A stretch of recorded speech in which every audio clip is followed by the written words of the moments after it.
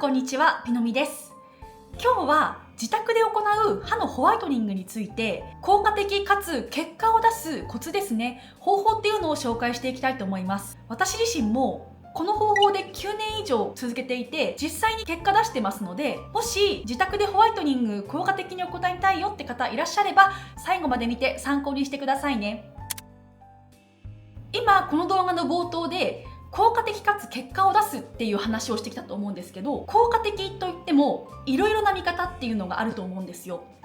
例えば歯をすぐに白くする即効性の話であったり、あとはなるべく火を抑えてできるっていうところから見ても効果的って言えますよね。私が思っているホワイトニングにおいての効果的っていうのは何が言いたいかというと、いかに綺麗な白さを保てるかっていう持続性のことを言いたいんですね。自宅で行うホームホワイトニングのいいところっていくつかあるんですけど、その中でも私個人的にはこの持続性っていうのがとても優れていると思っています。なので今日はこの持続性を重視したホワイトニング方法っていうのを紹介していきたいと思います。ホワイトニングにも種類があって、例えば歯医者さんで行うオフィスホワイトニングであったり、最近ではサロンで行うセルフホワイトニング、あとは自宅で行うホームホワイトニングですね。オフィスとホームを一緒に同時に行うデュアルホワイトニングなんていうのもあったりします。だいぶ昔の多分10年以上前ですかねに私もオフィスホワイトニングっていうのをしていたことがあったんですけど、それ以来は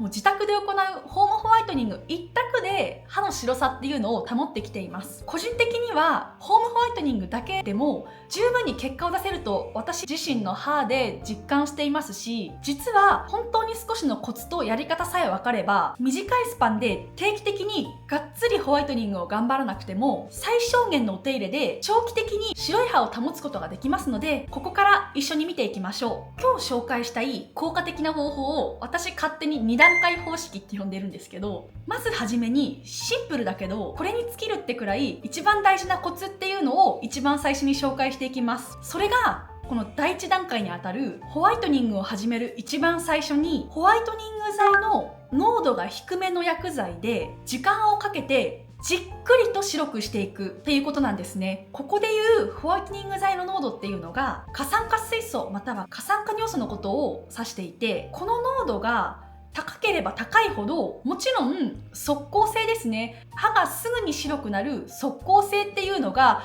高くなってくるんですけど、なんでなんですかね。実際私も濃度高めのやつでやってみた時にすぐ歯は白くなるんですけど、濃度低めの薬剤に比べて歯の白さの持続性ですね、白さが長続きする効果っていうのがあまり感じることができなかったんです。割と早く歯の白さ色戻りっていうのが起きてしまったんですね。この第一段階の方法にはさらにコツがあって、例えばこういったクレステのシートタイプってあるじゃないですか。これってこういうのってかなり気軽で簡単にできるのでいい製品だなとは思うんですけど、ここでは少し手間はかかってくるものの、こういったマウスピースに薬剤を入れる方法ですね、このタイプのホワイトニングをおすすめしています。例えば私が使用している薬剤っていうのがオパールエッセンスという薬剤になっていて、私的にはこれが一番お気に入りの薬剤になっています。私はこのオパールエッセンスを使って最初に集中的に白くしてあげたことによって9年経った今でも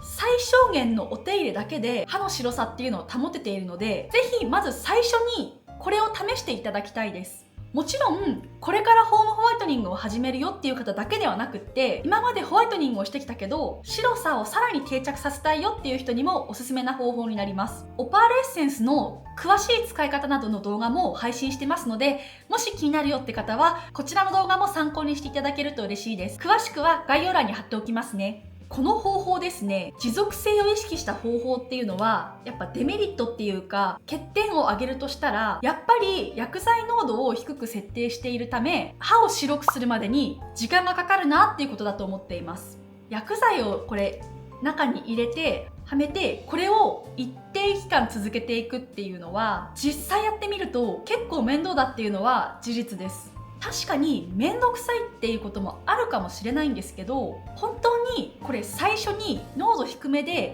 じっくりと歯を白くしてあげることによって歯の白さが長期にわたって持続しますので、白い歯長く保っていきたいなっていう人にはこの第1段階をぜひ頑張っていただきたいです。では実際に今説明してきた第1段階で歯を白くしてきました。その後どのようなお手入れをしていけばいいのかというと、実際にこの第1段階で歯を白くした後は、その後は2年くらいですねは何もしなくても歯の白さって持続していくと思います。私もこのオパールエッセンスで最初に歯を白くしてあげたことによって2年以上は特に何も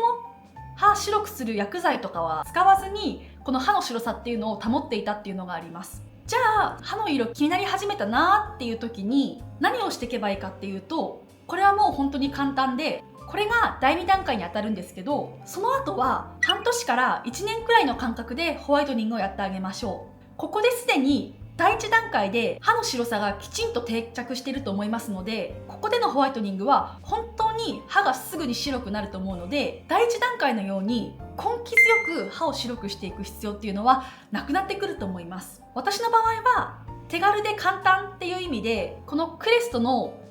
ホワイトニングシールっていうのを使用して歯を白くしています。私はこれ1回使用しただけでも結構すぐに歯白くなってくれるんですよ。なので第2段階のお手入れとしては半年に1回とか1年に1回くらいの間隔で、これ1回で歯白くなってるってことなんですね。あとは歯自体を白くする対策とは別に、月に1回から2回ほど私は定期的に歯の黄ばみ取りをですね、歯の着色をメンテナンスするっていうのも行っています。やっぱ歯の着色、日々の食べ物とか飲み物で結構つきますので、やっぱり着色のケアっていうのも大切になってくるかと思います。第2段階のお手入れめちゃくちゃ楽ですよね。実際に今の歯の白さも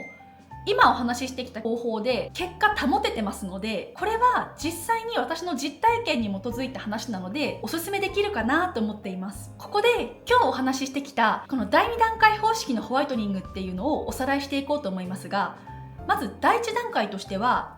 濃度が低めの薬剤でしっかりと時間をかけて集中的に歯を白くしていくっていうことです。私はこのマウスピースに薬剤を入れてマウスピースはめて行うホワイトニング方法っていうのをおすすめしています。これができたら、あとは第2段階としては半年から1年に1回の間隔でメンテナンスすることっていうのが多くって、このチャコールパウダーでも歯の黄ばみ取りっていうのをしてあげたりしています。私自身本当にこれ9年続けてきて、この方法のみで歯の白さっていうのを保てているので、なるべく歯の白さの持続性を保ちたくって、定期的なお手入れも簡単にしたいよっていう方にはぜひ試してほしい方法だなと思っています。今後もホワイトニングについての動画たくさん配信していこうと思いますので、もし本日の動画少しでも参考になったよって方は高評価とチャンネル登録の方よろしくお願いします。それではまた皆さんお会いしましょう。またねー。